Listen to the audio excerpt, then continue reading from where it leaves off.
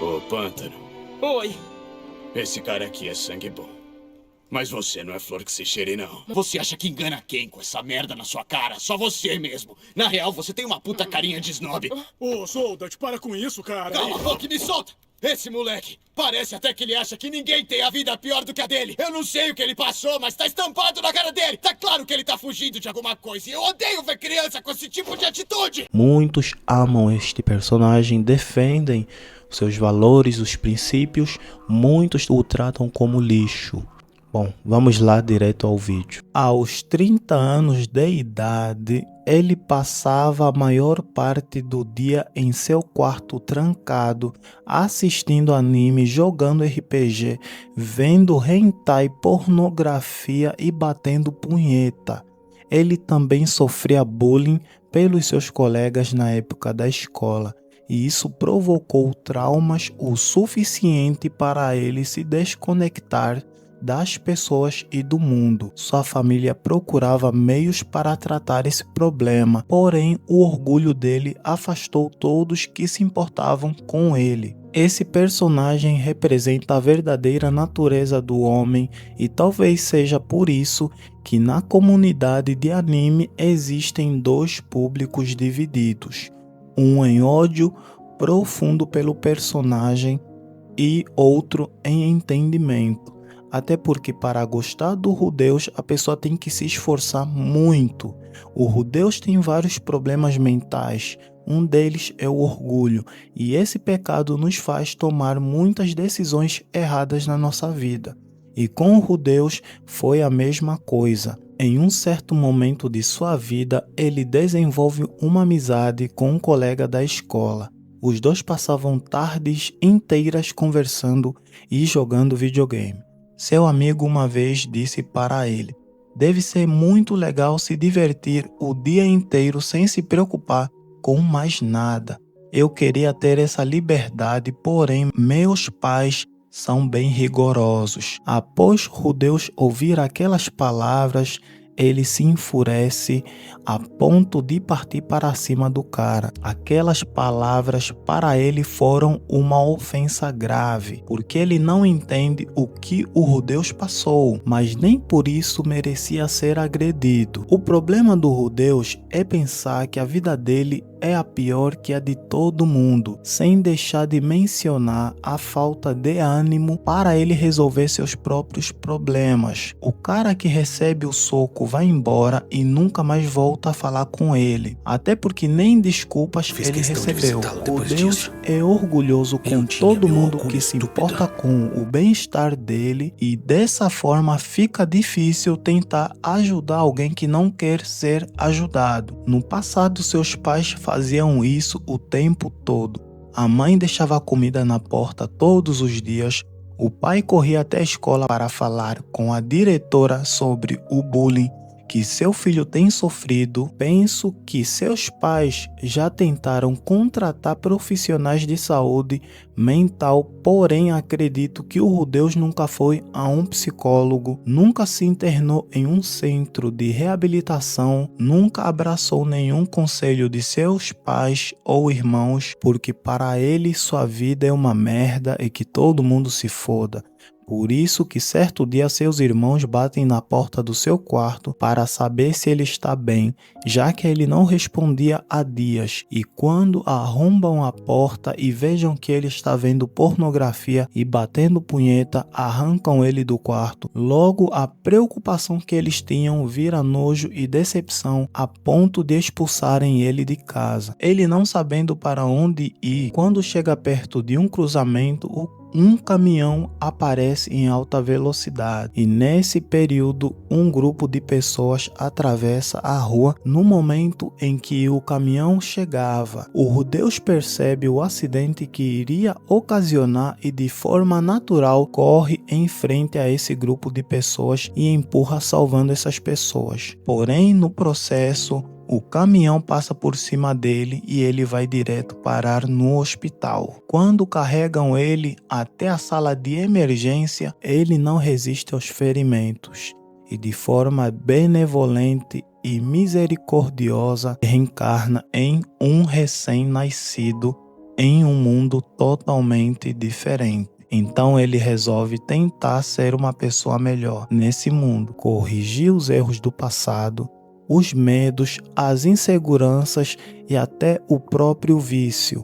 Mas ao mesmo tempo percebemos que, independente das mudanças que ele quer seguir na sua vida, ele ainda é um cara que quer apenas ter uma vida simples e viver tranquilamente nesse mundo. Porém, ele descobre que o mundo que ele vive é fantasioso. Ele aprende a língua local e descobre um livro que ensina sobre magia. Ele estuda durante alguns anos e aprende a lançar feitiços. Seus pais ficam surpresos com a capacidade mental que ele alcançou, considerando a idade que ele tem. Então eles contratam uma tutora para ensinar-lhe mais sobre magia. Quando passou um ano, ele aprendeu tudo o que tinha que aprender, até a professora ir embora, pois não tinha mais nada para lhe ensinar. Seu pai também ensina-o a lutar com a espada. Porém, Rudeus não mostra muita habilidade. O tempo vai passando e certo dia o Rudeus vai brincar e veja um grupo de meninos fazendo bullying com uma pessoa. Isso faz com que ele lembre do seu passado e consegue entender a dor da pessoa, se colocar no lugar dessa pessoa que está sendo humilhada. Então impede que os meninos continuem fazendo aquilo. Lança magia de água, eles fogem e então se apresenta para a pessoa. Os dois viram bons amigos e passam o dia inteiro juntos. Ao anoitecer, Rudeus volta para casa e na sua porta encontra seu pai à sua espera. Paul pergunta por que a vizinha veio reclamar que machucou o filho dela. Rudeus tenta explicar, porém Paul não deixa e manda ele pedir desculpas. Ele se recusa a pedir e até recebe um tapa no rosto. Aborrecido com o que o seu pai fez, responde: Da próxima vez que eu vir 3 moleques infernizando a vida de uma criança indefesa, eu prometo ignorar. Na verdade, eu vou junto. Aí vão ser 4 contra 1. E eu vou fazer questão de falar por aí que esse é o comportamento de um Greirat.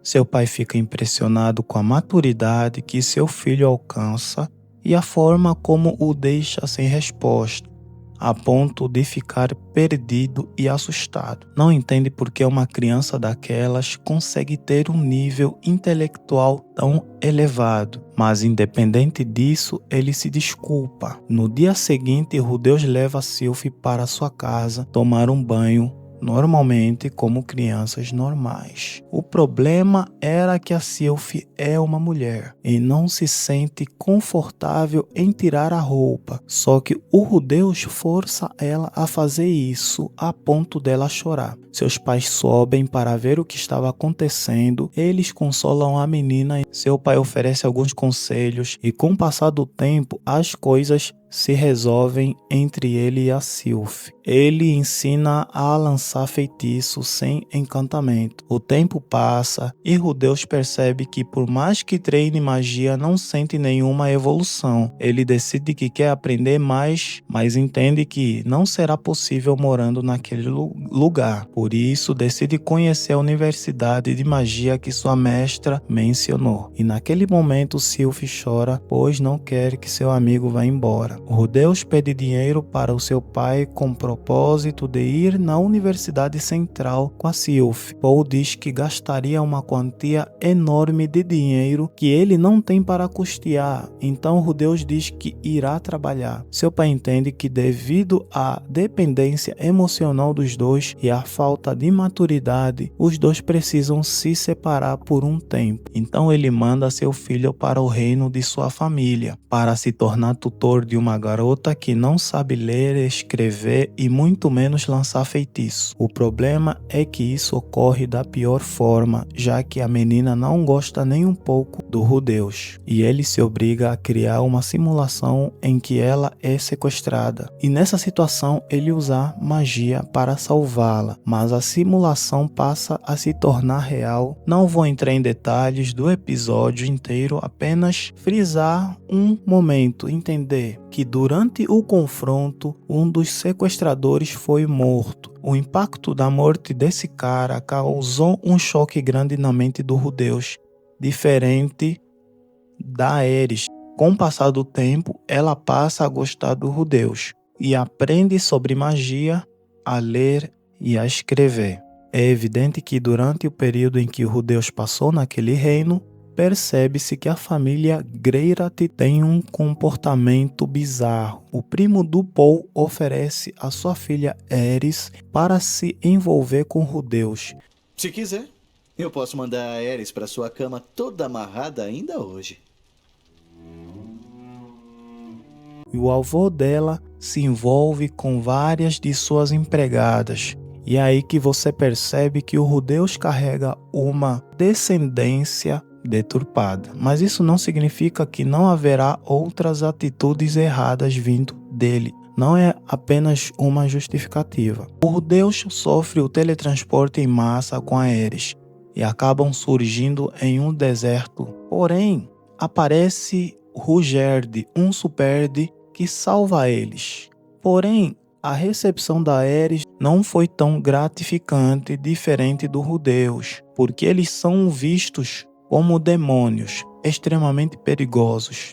Entretanto, o Rudeus não sente absolutamente nenhum perigo em relação a ele. Enfim, o Rudeus diz que pretende levar a garota com segurança até a sua família. O Rugerd decide que irá ajudar eles a voltarem para casa. Mas a tarefa não é nada fácil, já que Rugerd é um demônio, todo mundo sente medo. Então Rudeus promete ajudar ele a mudar a mente das pessoas que acham dele um perigo. Então eles formam um grupo de aventureiros para arrecadar dinheiro e durante essa missão eles capturam um grupo de delinquentes. O Rudeus se aproxima para conversar e obter informações do malandro. Porém, o cara chuta o Rudeus com muita força a ponto dele cair. Rugerd se enfurece e mata o cara. Sem entender, Rudeus fica paralisado, enquanto Aerys nem se importa. O Rudeus explica que se ele continuar matando pessoas, independente se elas forem boas ou ruins, todo mundo vai sentir medo dele e continuará a ser menosprezado. Eles terminam de realizar a primeira missão e vão para a segunda. Durante o percurso, eles conhecem um grupo de jovens que estavam com dificuldade para derrotar uma cobra gigante. Aerys e Rudeus se oferecem para ajudar as crianças. Porém, Rudeus diz que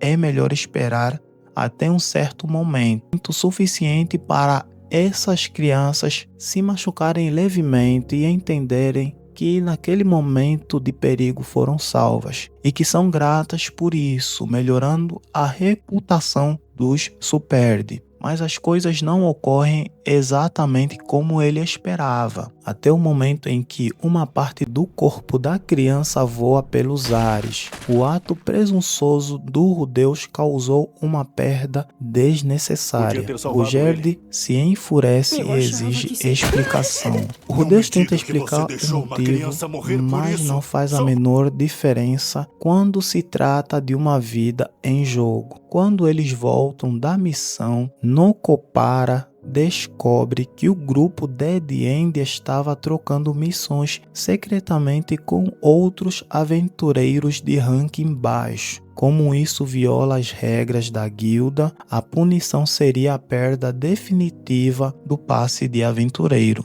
Ele tenta chantageá-los, exigindo uma parte da recompensa sob a ameaça de revelar todo esse esquema que eles tiveram. E também exige que todos os meses eles devem mandar uma parte dos lucros em troca do seu silêncio. E é aí que a mente fria e traumática do Rudeus entra em ação.